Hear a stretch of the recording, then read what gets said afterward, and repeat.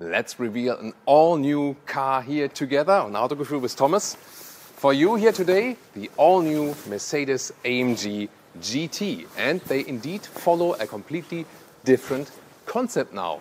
You can see it is wider, it is longer. This one here now attacks the Porsche 911. To be very precise, the Porsche 911 Turbo. When it has here the Mercedes AMG GT 63 spec, the top spec, with vertical fins in the grille, wide Panamericana grille, you call it that way when the lower part is wider than the upper part. New daytime running light signature in this 3-element design, and high-tech silver is the vehicle color.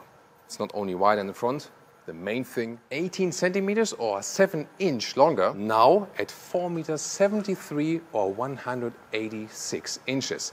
And that is a massive change if you compare it to the predecessor. You can see visually, it has this really wide line here, and then also the strong shoulder or hip area. Especially this area really reminds us of 911. Of course, follows now the very same concept basically.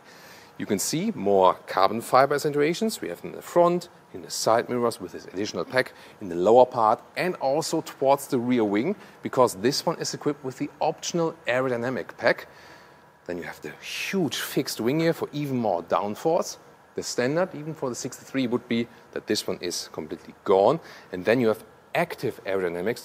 This rear small wing lip here lifts actually according to the speed. The top speed is 315 kilometers an hour.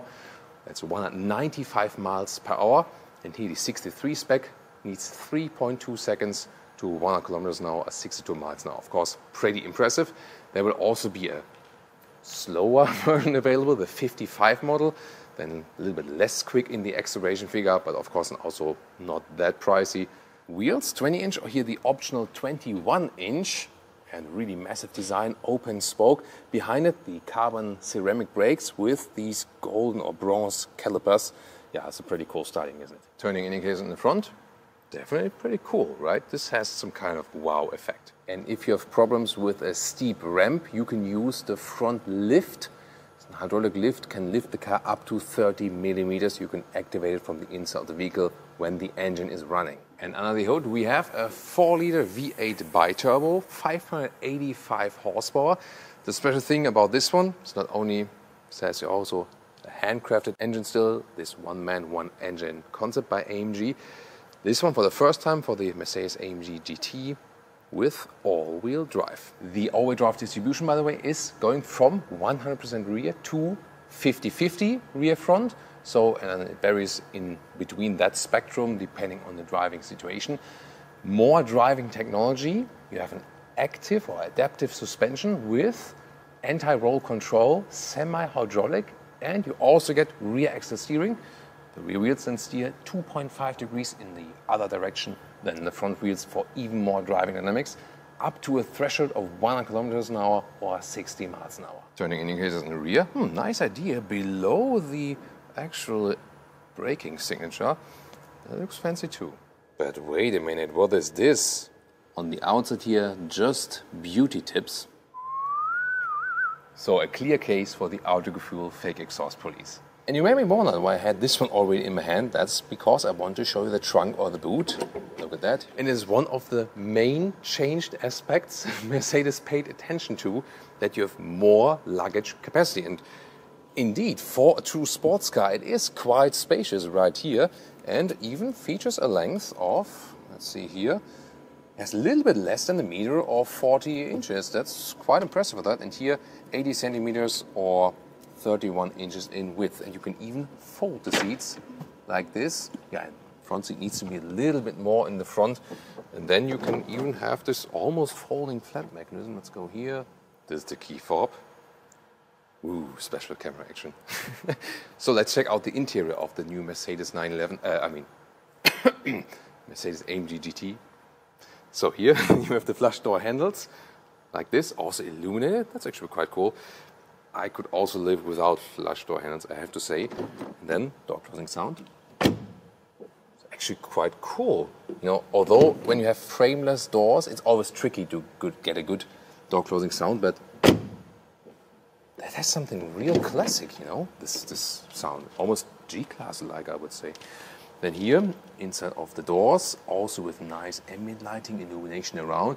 Here you can also get carbon fiber, and that's to me good because then you have a little bit less of black piano lacquer right here. Optional Burmester sound system for a true authentic sound. Then the steering wheel, typical AMG style with the two-spoke design. Here you have the controls. We're soon going to show that in detail of all the driving controls, driving modes and so on. This steering wheel you see is also available with microfiber side and carbon fiber at the top or the lower part. To me, the most favorable option. Feels cool, looks cool. Seat, you have two possibilities, either the normal sport seat or this one here, the optional bucket seat. Slimmer, more shoulder support. And here, this optional bucket seat is also available with microfiber on the inside, which would be the raciest and also more comfortable option, because here the seat itself is actually quite stiff, quite hard. If the sport seat or the performance seat is more comfortable, it really depends. This one is slimmer, but at the same time it also encages you like a little bit better. So I would probably go with performance seat and with the microfiber to have best comfort and also best racing experience. And you have a low seating position, I would say, without exaggerating. 1.89 m or 6'2", and that leaves me to the side here, a little headroom, and to the middle part, to the panoramic roof, even more. And look at that. This is then the panoramic roof, a fixed one.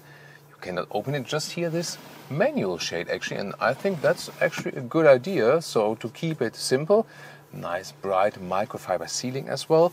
And in this middle top part, well, there's a nice illumination once again. But then in this part where you could actually open a Mercedes panoramic roof, there's just this blind black dead area. This cockpit layout here really cages you in. Huge middle console and with carbon fiber use. We know this layout from the Mercedes SL. Indeed, I just love the air vents right here, how they feel, how they look, the illumination and so on. And then in this center console we have the rather vertical screen. Temperature control is accessible here, at least it always stays in that area. So more to the infotainment. Here you can slide this one open then for cup holders or inductive charging pad, recharging and so on. And this is just like to, I don't know, put your hand here, but because it has no function. You have this interesting goggle design for the digital instruments, goes pretty deep in there, and then you can also change the styles here, for example, to the sport mode back. The other one was super sport, or here the track pace mode. Maybe go for some launch control. The infotainment system has known MBUX layout, but then has special AMG performance gauges, like here. You can see different figures, how it reacts, also engine, Newton meters and so on. And this IWC stopwatch, a digital stopwatch. I think it looks quite cool. Have an analog watch in the vehicle is also always cool. What do you think about it? Is it a good solution here, the digital one, or would you rather prefer an analog one? Tell me in the comments. And a split armrest here with more USB-C chargers. That's a nice clicking sound, right? There's a meme on this channel when people indicate a time code with Thomas in the rear seat, because I'm quite tall. When there's a tiny car and the rear seats, you get the picture. But this time, wait a minute. There we go. So it slides forward, but there is no space for the rear. But I mean, you do have these emergency seats, so to speak, ISOFIX. So child seats can be installed there, or you can of course throw a bag on there. And do you really want me to get inside? Really? Yeah, okay. You wanted this. I see those time codes coming in. Okay, you can laugh now, yeah. On my expense. But, okay. No, yeah. You see, it does not really work. But just to have a real visual proof. And also when you look at the co-driver seat, and in a racer you can call it co-driver seat, you cannot slide it much forward. So, in some cars, then the passenger can get in behind the, behind the passenger seat. But it's just not possible. So it's really just basically a child seat, or then for luggage or something. Nothing for adults. But yeah, definitely fun.